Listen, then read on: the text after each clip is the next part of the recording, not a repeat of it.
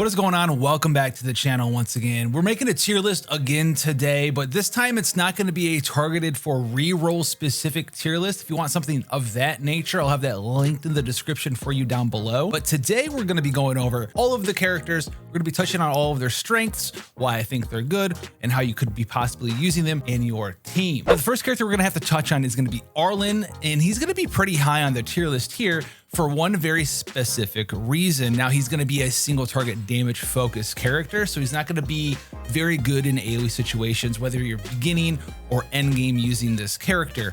But when you're talking about the gameplay loop of Honkai Star Rail, one of the most core functions of the game is how many skill points a character uses, how many skill points a character generates, and how fast they can gain energy to use their ultimate. And we look at skills for Arlan here. His skill doesn't consume any skill points at all, meaning that as long as you don't have him eat the ground and die from consuming 15% of his max HP, he actually doesn't consume skill points for your team ever. And this is going to be super true when you start playing the game, because you're gonna need a way to heal him up. So you're going to need to use a skill point on your healer type character to regenerate his health. But as you get later into the later stages of the game, you unlock better relics, better artifacts, better gear for your characters, in a stat like energy recharge, which gives characters more energy when they use a basic attack or a skill.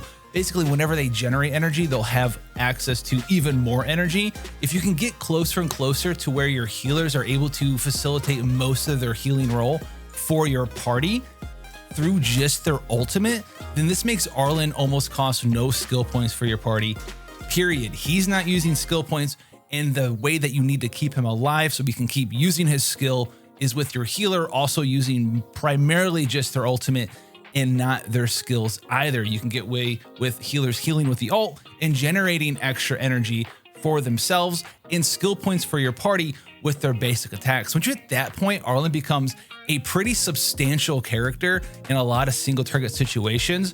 And for that reason alone, I think we're gonna have to put him up in either the high A or the S tier here, because he's just really good at his job, which is gonna be a single target damage dealer. Now, next one's gonna be Asta, and Asta I think is overlooked quite a lot because she offers a lot of stuff for your party in Honkai Star Rail. Namely, she's gonna offer a speed buff, as well as her passive talent is gonna be giving a stacking attack buff up to 50 to 55% once you have this talent leveled up a little bit more than the base level.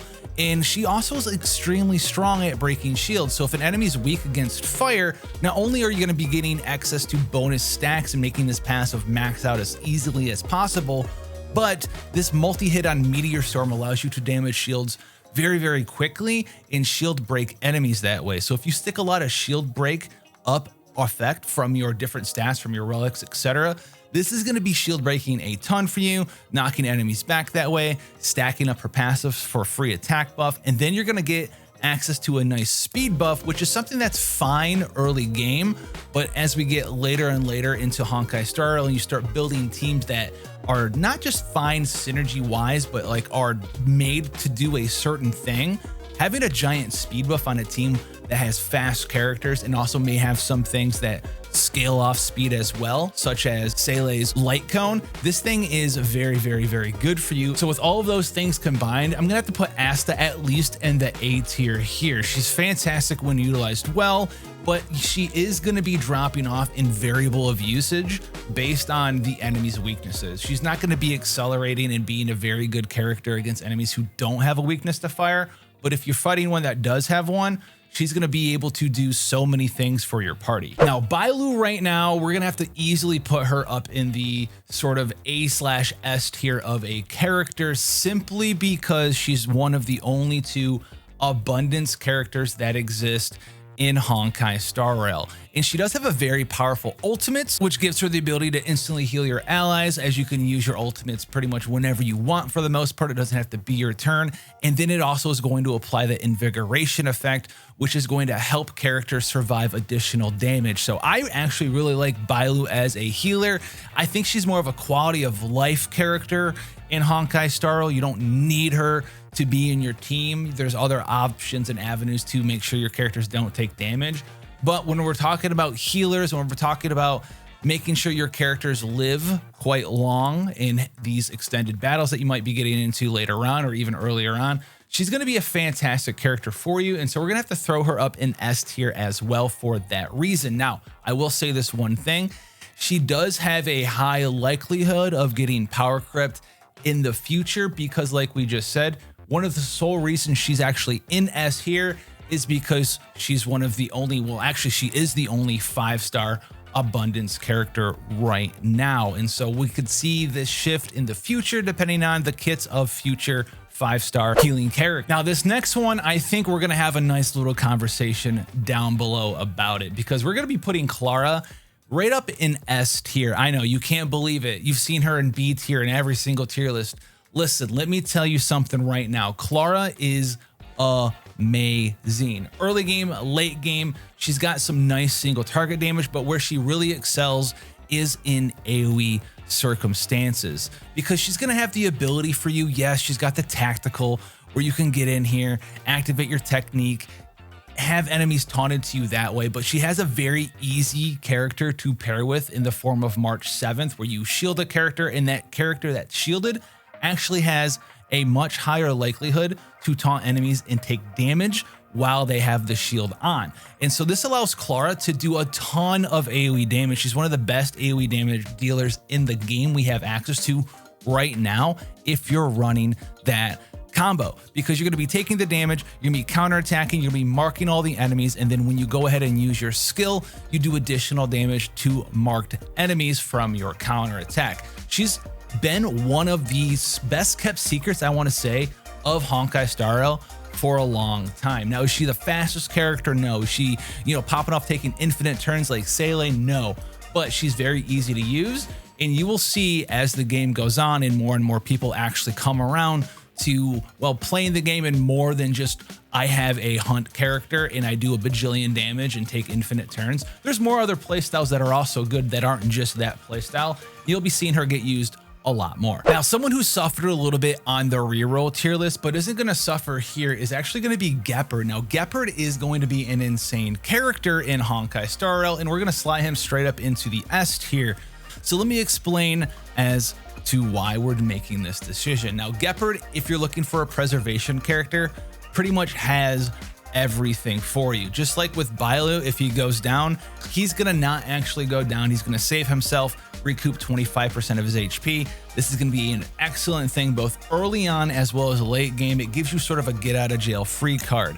His ability and his skill has the ability to freeze enemies, which allows you to eat up some of their actions in their turn cycle because while they're frozen, and we'll get more into this when you start getting into the simulated universe, but in simulated universe, there's an entire tree of abilities you can pick that are revolving around enemies being frozen. And to have a character that just has a skill like this, be able to smack and freeze enemies for that gameplay mode is fantastic. He's also just a solid knight overall. His ultimate's going to allow you to put a giant barrier on your whole party. If you've been using March 7th in the early game, you haven't seen Gepard yet, this is pretty much the March 7th ability, but for your whole team because it's based off his defense, which is going to be amazing for you there. And then when you get into further unlocking of his trace abilities here, he's going to have built-in sort of passive taunt. He's going to have defense scaling on his attacks. And then he's also going to have the ability to go right up to 100% energy once you proc his sort of get out of jail undying will card, which means if Gepard's going to go down, he's not going down. And then on top of not going down, he's going to get a free ultimate gauge use right away. So, and since you can use these whenever you want, it doesn't have to be your turn. If the enemy's doing back-to-back attacks, takes your tank out, he doesn't, he gets full energy. And before that second attack comes out, you can just use his ultimate, shield your entire team. Gepard's going to be a fantastic character as a preservation character. Yes, we have a good one in the fire main character with the fire Trailblazer, but it's not going to make him any worse of a character. And especially once you get into later content where you need to have multiple teams, you're gonna have to have a second tank too. Now, we just got done talking about March 7th a lot, so let's talk about it a little bit more here. Now, March 7th is going to be a character I think a lot of people shy away from because she's one of the first starter characters you get to use, and all starter characters are bad, right? No, dude, March 7th is a very, very, very strong character for a lot of the reasons we talked about before. shielding right away, awesome. She's a preservation character, so you can use different light cones for preservation characters, even though you might be using her more of as a healer at the start of the game. The ability to freeze characters with your ultimate is amazing for all the same reasons we just talked about with Gepard as well. She is going to have the ability to remove a debuff from an ally once you start unlocking her traces in her trace tree. And all of this stuff is just going to be solid damage mitigation, solid crowd control, in a lot of ways to use it. And then also not even talking about her use like we talked about with Clara, but you do have the ability to basically turn any character you want into a tank for you as well. So this is going to be a fantastic unit. You need to be probably trying out March 7th if you haven't had access to her or used her yet, even though you had access to her. She's a good character. She's going to go right into A. She's not going to be doing any sort of crazy damage or whatever, but as far as mitigation and support, she's right up there as a very nice preservation character. But not every character can be good, right? And one of the ones that I'm going to be putting down in C tier real fast is going to be Physical Trailblazer. They're a fine character. They're like average. They just don't really do anything super special for you. And the main thing that kind of takes this character down from probably like a B to a C is that if you're using the physical version of the Trailblazer, you're not using the fire version of the Trailblazer. And that is a huge downside because the fire version is just so strong. So while the physical one's down here at C, the fire one is going to be an easy A for me, possibly even S tier. That could be debated. Let me know how you feel about that down below. But when we take a look at the fire Trailblazer, this is the trace tree right here. We see a lot of very powerful things to have access to. Number one, we have an actual straight up 100% taunt. So if you want an enemy to just hit only one person, you can taunt all of the enemies you're fighting right into your Trailblazer, and they'll be soaking up a lot of damage for you there. On top of that though, we also have very powerful passives where we have access to enhanced normal attacks, which is actually a very good thing because of the reasons we similarly talked about this with Arlan. Most of the time you're incentivized to use skills to generate more ultimate energy so you can use your ultimates, and disincentivized from using your basic attacks, which makes a lot of characters very greedy. But the fire Trailblazer gets a benefit from using enhanced normal attacks, which is a pretty big deal. And then not only do they do bonus damage with those enhanced normal attacks, they will also heal themselves as well. So you have a preservation character that can taunt, that can tank down, that can self-heal themselves a little bit and put out a decent amount of damage at the end of the day. Nothing super special, but that's not their role in your party there either. And then on top of that though, we already have a very strong ultimate where it's going to be doing not just damage based off your attack, but also your defense. And also, most importantly, giving you access to another enhanced auto. And this is going to make the fire Trailblazer a very, very, very efficient character skill wise. Taunt everybody up, get some ultimate gauge, tank some damage, heal yourself with basics, generating skill points for the rest of your party. And that's just sort of how efficient the fire Trailblazer is and why they're so good. Lots of ways to tank up, lots of ways to tank down and protect your party. Can't you really get any better than that? So we're going to have them in the solid A, possibly even S, although I think in a lot of situations Gepard might be a little bit better than them, but you know what, I'm gonna put them both up there. I'm feeling a little bit charitable today. We're gonna put them up both in the S tier. Now next up, we're gonna have access to Bronya, and Bronya is a fantastic character in Honkai Star Rail because, well, if you're looking for good uses of your skill points, very strong ultimates, very easy to build characters that do exceptionally powerful things, Bronya is there for you. You want efficient uses of your skill points? Well, you know what? If you don't want to use a skill point on Bronya, 100% base crit chance on your base attack, which is going to be amazing for you because this allows you to build her for attack as well as crit damage. And wouldn't you know it, we have a very strong ultimate to use with a build like that because her ultimate, the Belog Bog on March, is going to give attack buff to everybody, but also crit damage buff based off of Bronya's crit damage. So now we're doubly incentivized to build crit damage on our Bronya because she has 100% base crit chance, very skill efficient because you get a lot of value out of her basic attack, but she also does have a very strong skill as well when you want to use skill points on her. This is going to dispel a debuff, which is huge. It's going to push that person to the top of the action bar and give them a damage buff for that turn as well. So you can do a lot of stuff with Bronya. You can play her slower in battles, generating skill points, but also generating value at the same time and damage building skills, having her do some nice stuff. And then when it's time to just use all your skill points after she helps you generate them, you can just keep pushing the same DPS character. I'm sure you've seen it with different hunt characters already, like Seele, where they just boom, bop, boom, boom, boom, infinite combos. It's very, very powerful. Bronya is going to be one of the definitive S+ characters as well in Honkai Star Rail. Now, someone who I think also doesn't get enough love in Star Rail is gonna be my big boy Dan Heng, one of the two. This is because he's also another really skill efficient character because he's got a pretty basic rotation, and his skill rotation is pretty efficient as far as costing skill points because we're taking advantage of his talent ability here that gives him win res pen whenever he gets a buff, and it's got a 2-turn cooldown. But he also has a 2-turn debuff on his skill. When you crit, you put speed down on the enemy. So what you're gonna wanna do is you're gonna put speed down on someone with your skill. You're gonna get targeted with an ally to get the win res penetration. Then you'll drop your ultimate skill on them for giant damage. And then next turn, you'll use your basic attack. So basically every other turn, you're gonna be swapping between basic attack and skill on Dan, and it's gonna fit super well into his rotation.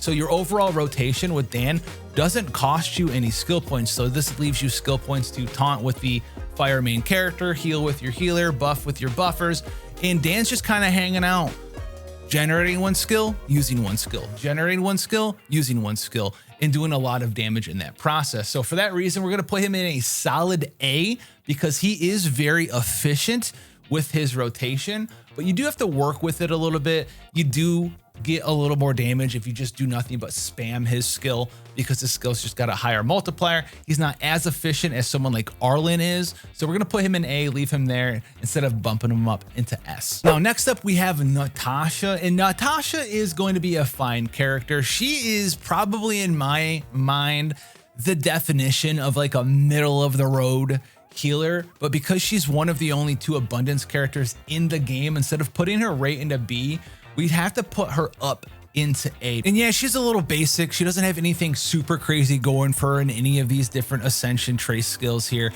But if you need a preservation character at the end of the day, or I'm sorry, an abundance character at the end of the day, then you're gonna have access to Natasha, and she's gonna do pretty well for you. So we're gonna be having Natasha take a seat right here in the A tier. Now, we've talked about skill point efficiency in this tier list quite a lot because it's a very integral thing to how a character functions in your party in Honkai Star Rail.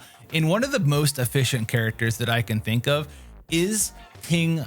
Now, Tingyun arguably is one of the best characters, if not the best character in all of Star Rail. And this is because of how efficient that she is. She's got an ultimate ability that's going to generate energy, which is huge because, well, it's the only thing that can consume energy for energy. It allows you to move energy from one character to another. This is going to make her very skill point efficient because it's going to lower the amount of skill points you need to use on a different character to generate ultimate gauge. She's gonna have that covered for you there. But not only that, she's also very skill point efficient herself because her skill, well, you can only have it on one person at a time. So you're gonna consume that one skill point, put her buff up on someone for 3 turns. And then after that, she's just gonna be using basic attacks. And it gets even better than that too, as far as efficiency goes, because, well, she's gonna be able to not just generate skill points with her basic, she's gonna be able to be very fast from this trace ascension in her trace tree, which is going to give her up to 40% speed after using a skill. So you can use your skill, take a turn, generate, get in there, do a bunch of stuff that way. And she's just sort of the ultimate battery for your party. Attack buff, damage buff, giving energy, generating skill points. It is a noticeable difference if you have Tingyun in your party, how fast and efficient everything you can do is in Star Rail. And that's why we're going to be putting her as like the best character, I think, in the game, like period. She can go in so many different parties and she's always going to be facilitating her main role. Now, Pela's a character that I don't think gets a lot of love either, but I think it's for the right reasons because right now, early game in Star Rail, there's not a whole lot of stuff that she's that good in yet. She's got a very niche and nuanced kit. And well, she's a character that's going to age like fine wine over time. Now, let me talk about this real quick so I can tell you why. She's one of the only characters in the game that has defense break, which is amazing. As enemies get tankier in the game, this is going to be giving you more and more and more damage. As enemies survive longer, debuffs on them are going to matter more. If you use zone suppression on an enemy, you're going to one-shot anyways. Right now, it doesn't really matter that much because, well, you're going to get 1 out of the 2 turns of this ultimate's defense break. But when you start having enemies who are super tanky, you're going to really notice the damage difference there, and it's going to be lasting multiple turns for your entire party to take care of it. This is going to be something that you're going to wish you had in your kits when you're looking at enemies like that. But not only does she do that, she also generates energy for herself too right away with her talent. Every time she hits an enemy, if they're debuffed, free energy for yourself. Talking about efficiency, very self-efficient there as well. And then on top of that, we're also going to have access to a buff removing character. Right now, early game, there's not a whole lot of characters that care and enemies that put up buffs. Nothing that you really care about doing this too. But as we get into harder content, there's going to be enemies that are like, I self-attack buff. And if you don't remove it, you take way too much damage. Or best case scenario, they self-defense buff, you remove it with Pela, and then you defense break them. And instead of them taking almost no damage, she's going to be in your team doing a ton of stuff for you. So as the game gets a little bit older, as she's going to be moving up from the A tier up to the S tier, I would hazard a pretty well-educated guess there. You could put her in S right now, but I think it's going to take a little bit of time for that content to get out for players to hit level 50, 60, 70, and actually utilize Pela in the content that she's going to be very good in. Now, Hook, man, listen, Hook, you're fine. Destruction character, single target.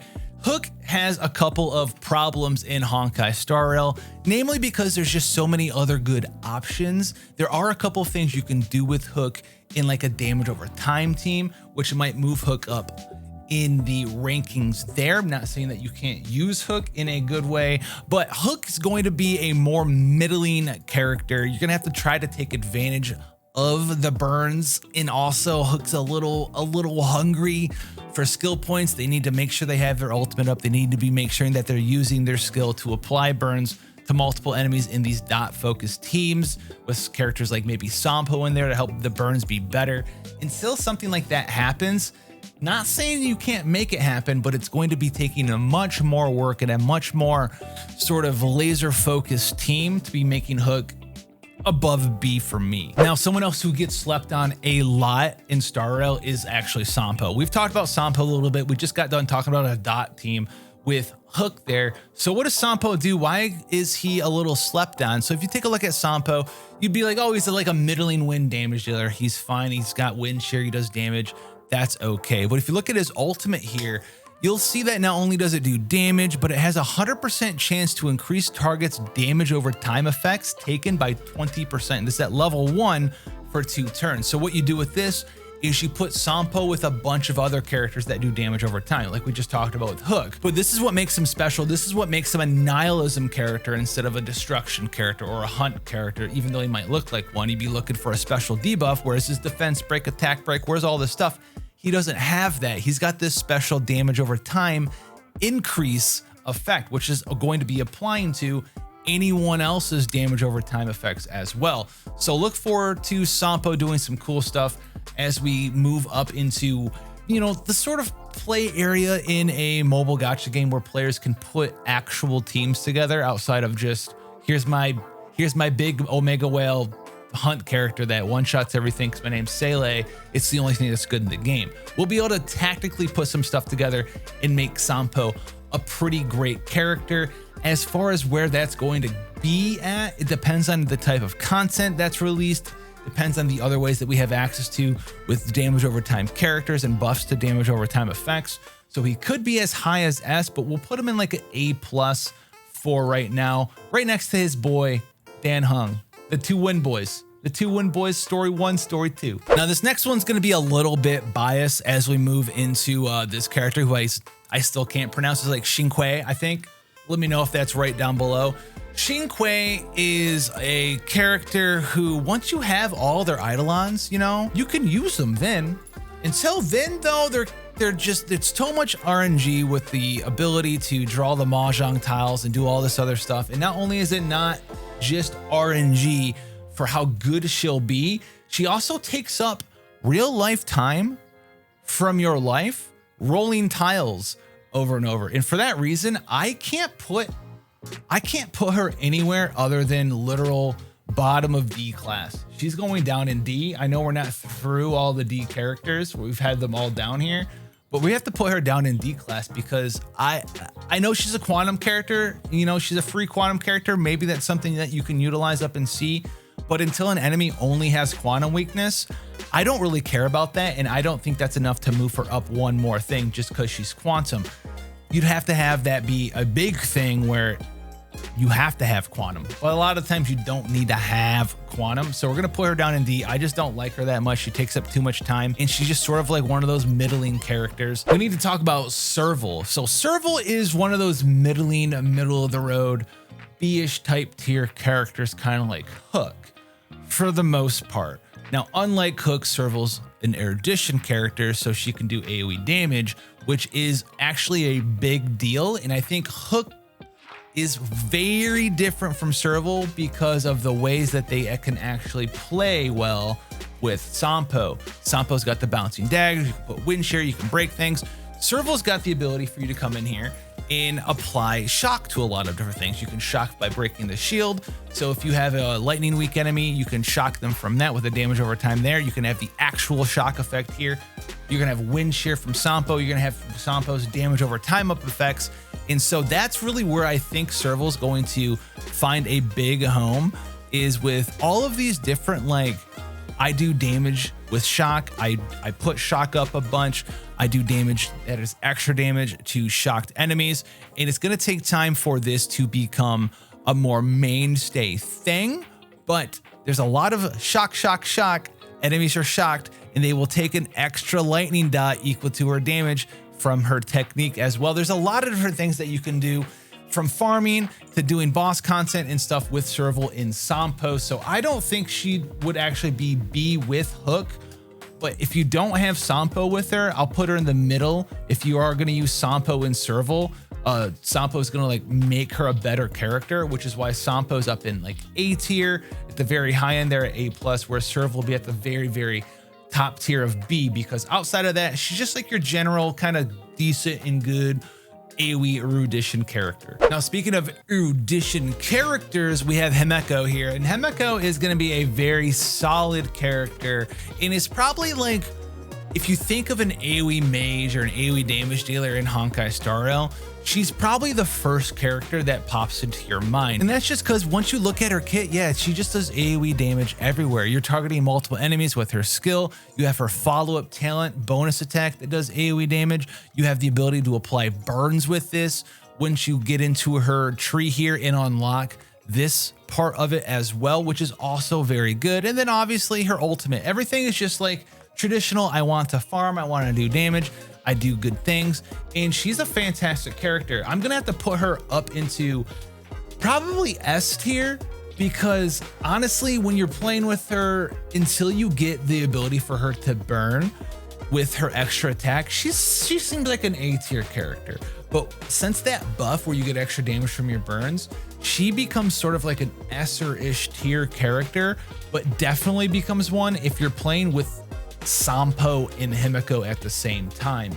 Sampo is just making all of these characters that do damage over time effects just that much better. He's basically the DOT support of Honkai Star Rail. And so we're gonna have Himeko up there in S because, well, you know what? She's either A+, S-, or around S, depending on how you're using her and what party you're putting her in. All right, I know you've noticed we only have like a couple of characters left. So where's Seele? Is Seele actually good, or is it all hype? No, she's insane. She's an S+ tier character. She does have a little bit of fall off because she is a little dependent on her AoE, because she's got really good single target. She also has really good AoE damage as well, because she takes extra turns when you defeat enemies. You can take multiple turns back to back to back, where you take an extra turn, defeat an enemy, and then you're like, oh, I can't take an extra turn again. Oh no, you damage an enemy, and then you pop your ultimate when it's not your turn, defeat another enemy, take an extra turn off that, defeat another enemy, and the wave's gone. So she kind of has it all. The only thing that I'll say is that AoE damage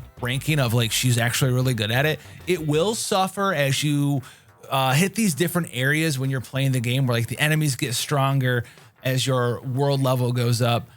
In your gear quality, it doesn't. So once you stop being able to one-shot super squishy monsters or super squishy monsters, stop becoming super squishy for you, her AoE capability is going to go down until your gear gets better again. And then she'll be S tier in AoE, and then it'll go down, and then it'll go up, and then it'll go down, and then it'll go up. As long as you can keep up gear-wise with the damage you need to do to give her that extra turn, she's going to be fantastic at everything for you there. So yeah, Seele is just insane. That's all I can really say about it. Next up, we have Welt. Welt's an incredibly powerful character. He's the only imaginary character in the game. He's one of the only other characters in the game that also has speed down.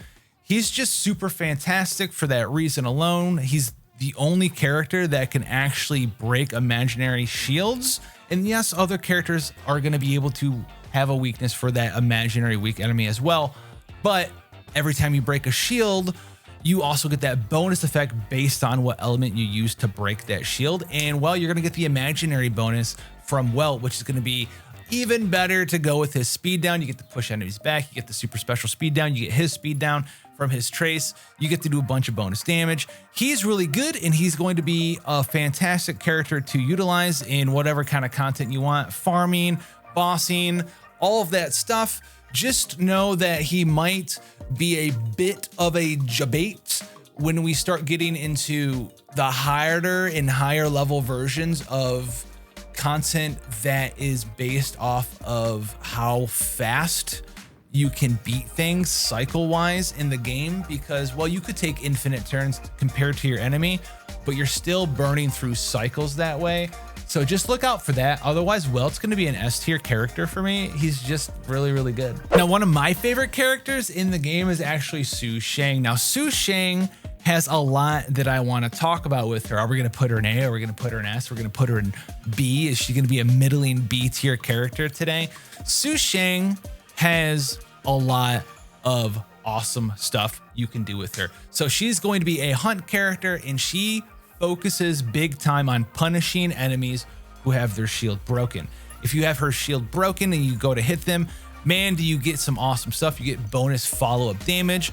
Basically, you're going to be able to hit the enemy multiple times. If it's already broken, it's going to have a 100% chance to proc that. If you've used your ultimate, you're going to get 2 extra chances for sword stance triggers, and if they're broken, well, guess what? It's 2 100% chances to use your sword stance triggers. And on top of this thing, one small thing that no one really seems to realize, when you use your ultimates in this game, you can use them whenever you want. Yes, we already know this. Her ultimate pushes her 100% in the combat readiness, which means that you can do something super cool, like maybe someone in the team breaks a shield for an enemy. You're like, okay, you use her skill, you get guaranteed sword proc triggers. That's super cool. That's the end of your turn though. That sucks. No, you have your ultimate. You pop your ultimate, boom, hit them for a bunch of damage, and then you take another turn. You can use your skill into your ultimate into another skill again, because it's going to push you 100% up to the front line when you activate this ultimate. So you are going to get so much damage out of Sushang. She is a fantastic character to have access to on your account. Now, one thing that I will say about her is that she is a little bit skill point hungry, but if you get access to this first Eidolon here, every time you use a skill against a weakness broken enemy, it regenerates 1 skill point. So think about this in that scenario we just broke down. Someone on your team broke a character, Sushang's turn comes up, you use her skill, it costs you nothing. It costs you nothing. You use the skill, you get it right back because they're broken. You generate enough ultimate gauge that you use your ultimate with Sushang, hit them for more damage, you take an extra turn with Sushang, and now when you use your skill, it still costs you nothing because they're still shield broken, and it hits all of the sword triggers that are bonus from having access to the ultimate buff. So she is a fantastic character, and what I will say is that I'd put her in like high A without the first Eidolon, but once you have that first Eidolon, just like with Arlan, she becomes a super skill point efficient character, to the point where like if you have a team based around her, you have a lot of shield break characters to facilitate her hitting only shield broken enemies, she won't cost you any skill points at all. She's only either going to generate skill points for you every once in a while, or be skill neutral, and you can just use her skill for free for the entirety of the game, which is big because skills generate extra ultimate energy, so you can just drop that combo on things over and over and over. She's one of the best characters that you can have access to for single target hunt damage if you have that first idol on. I'm rambling now. Let's move on to the next character, which is going to be Herta. I'm gonna draw some ire, I think, with Herta. Herta I don't think is very good, especially right now. Herta has one main thing that Herta does. Herta likes to Herta a lot of enemies. And when I say Herta likes to hurt them a lot, she just likes to try to one-shot waves of enemies. So what's going on right now is we can try to use Herta to just drop her ultimate, drop her skills, do damage to everyone. If you notice, you go through her skill tree, or if you go through her idol lines, you go through everything, she does bonus damage to people who have high HP. She has bonus damage to people who are frozen. She has bonus damage to all this stuff. She just wants to do damage to all enemies and one-shot them. She's a very good farmer, I will say that. Potentially one of the best farmers in the game, as long as you can acquire the skill points and ultimate energy necessary for her to do that. But there are so many other characters that can farm pretty well in the game whose sole role isn't to just farm, that I'm gonna have to put her down in the D, because yes, you can use her to farm. She's one of the best farmers, period. But that's all that she does. Do you need to level up your Herta to farm content for you? If you have access to Seele or Himeko or Serval or Sampo or any of these characters who are fine farmers that might not be their specialty, do you need to invest all of those resources into Herta just to farm a little bit more? No, you really don't. And we also don't have any sort of end game content right now that is really like, you know what, Herta be really good here. It's just a bunch of enemies that Herta can just one shot over and over and over again. Now it's all big tanky single target bosses that might have an ad or two. But until we get stuff like that, that sort of facilitates Herta's gameplay, yes, she's a very good farmer, potentially one of the best farmers in the game because you can hit multiple things so hard, but it's just not worth it at the end of the day to level Herta up and use her that way. And then we have Yanqing. Yanqing, listen, B tier, C tier. I hate this character. No, I'm kidding. Yanqing's actually pretty good. He does have one downside though, and that's his RNG-ness to how much damage he can do, which is something that I want to talk about because it goes once again back into a character being skill point efficient, right? So if you use his skill, it's going to do damage and activate Soul Steel Sync. So one of the ways that you activate this Soul Steel Sync buff is from using a skill point on this. It doesn't do a ton of damage. You're using it mainly to do a little bit of damage, but activate the Soul Steel Sync buff. And once you have that Soul Steel Sync buff activated, it's going to give you a crit rate bonus, it's going to give you a crit damage bonus, and then it's going to give you an RNG chance to have a follow-up attack that can freeze an enemy. So look at this RNG. You have to spend a skill point to do a little bit of damage, and then you have a nice little crit damage buff, and then a 50% chance at level 1, it does go up, but not 100%. A 50% chance to do a follow-up attack with 25% of his mod of attack, and then it has a 65% base chance to freeze an enemy. So what you can do with him at low level is use a skill point to potentially not really do anything outside of just do some damage. You can use your skill point, have this not proc, have this not do anything, and then your Soul Steel Sync buff is gone. You know, it's a little bit of a oof sort of feeling when that proc doesn't activate. However, once you get later into the game and you can level it up, the RNG is not as bad, so I'll let him off the hook then, but he's definitely at least like an A tier character. I wouldn't put him anywhere below that, but earlier on in the game, you might notice it where it's like, usually he does a bunch of damage. What's going on? You're just not getting that 50% proc. And once you get some gear to get some effectiveness on him, so you can raise the chance of the freeze to go up. You can raise the base percent chance for the proc to actually activate. So I'm definitely going to keep him right there. Hey, you, if you're here to look at the finalized list, you're doing yourself a disservice and you just lost to a pre-recorded video. Make sure that you go and check out at least the characters you're interested in to hear my opinion on them. I think this is a pretty great one, all things considered, with what we know about the game and the direction that it's going into. Make sure you go check out my rationale for that. Have fun out there. Hit that sub button, hit the like button because I caught you, and I'll see you in the next one. Take care, guys.